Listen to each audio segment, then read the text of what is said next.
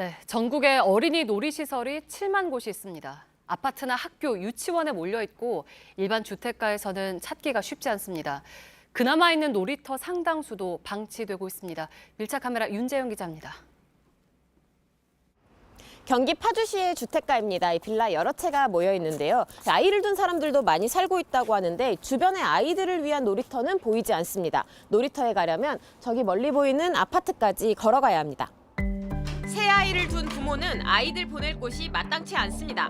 애들이 근처에서 킥보드를 타거나 아니면 뭐 자전거를 타고 놀게 되는데 아무래도 놀이터가 있어야지 애들이 좀 더 안전하고 놀 수 있고 그리고 저도 이제 통제를 좀 그 안에서 할 수가 있잖아요. 인근 아파트에 있는 놀이터까지 걸어가 봤습니다. 아파트 단지 안에 오면 이런 놀이터가 마련돼 있습니다. 제 걸음으로 5분이 넘게 걸렸는데 아이를 데리고 오려면 훨씬 더 많은 시간이 걸리게 됩니다.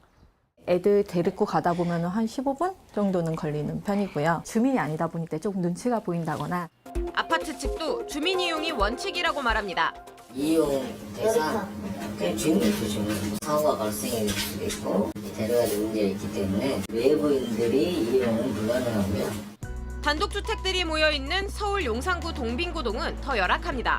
동빙고동의 경우 아이들이 놀 수 있는 공원 놀이터가 아예 없습니다. 지금 가는 데가 제일 가까운데 차 타고 10분 정도 걸려요.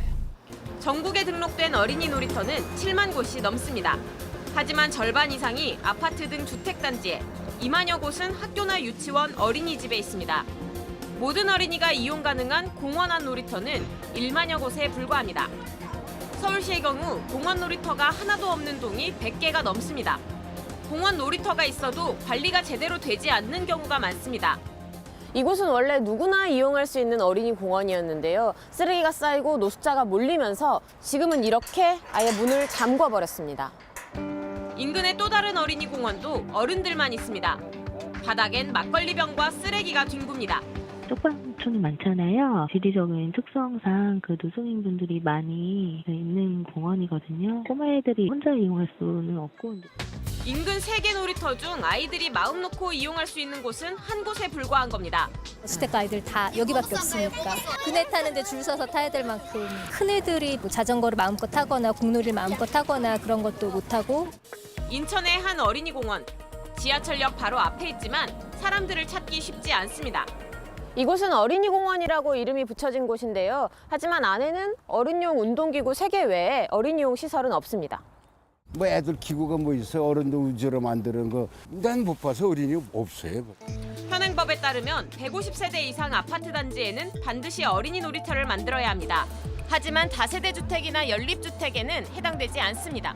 지금은 다 도로고 다 이렇게 된 상황에서 놀이터 말고는 놀 데가 없는데 지금 현재 있는 놀이터라도 제대로 만들고 안전하게 만드는 거에 공부뿐만 아니라 놀이도 배움이 될 수 있습니다. 모든 아이들이 안전하게 뛰어놀 수 있는 놀이 공간을 충분히 제공하는 것도 교육당국이 해야 할 일입니다. 밀착 카메라 윤재영입니다.